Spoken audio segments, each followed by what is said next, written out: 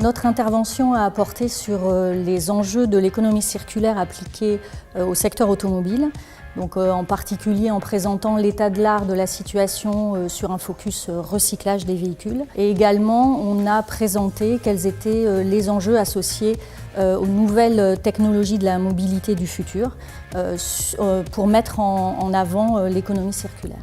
On oppose souvent l'économie circulaire à l'économie linéaire. Alors l'économie linéaire, qu'est-ce que c'est ?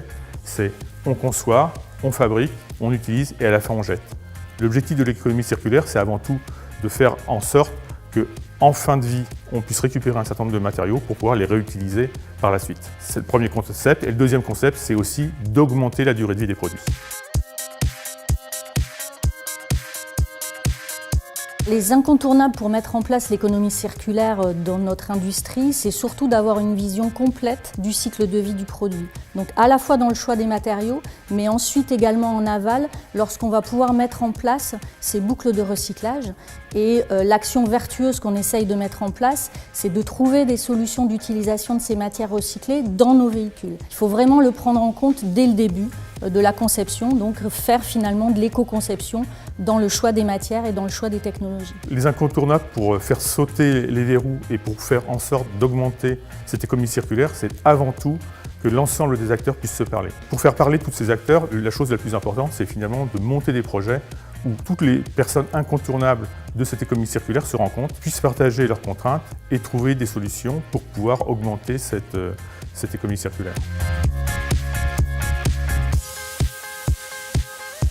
Chez Renault, il y a pas mal d'exemples concernant l'économie circulaire. Alors, la première chose, c'est d'augmenter la durée de vie des produits, que ce soit les véhicules ou les batteries, par exemple, les batteries des véhicules électriques, en utilisant des pièces, par exemple, qui viennent des véhicules usagés pour pouvoir les réintégrer dans des véhicules soit courants, soit nouveaux. Le deuxième point qui est aussi important et surtout un point d'avenir, c'est d'augmenter la durée de vie des batteries des véhicules électriques. En termes d'économie circulaire, c'est vrai que le secteur automobile est particulièrement en avance, en tout cas sur un certain nombre d'actions, en particulier d'intégration de matières recyclées. Il y a assez peu de secteurs qui finalement ont engagé ce type de travaux depuis aussi longtemps.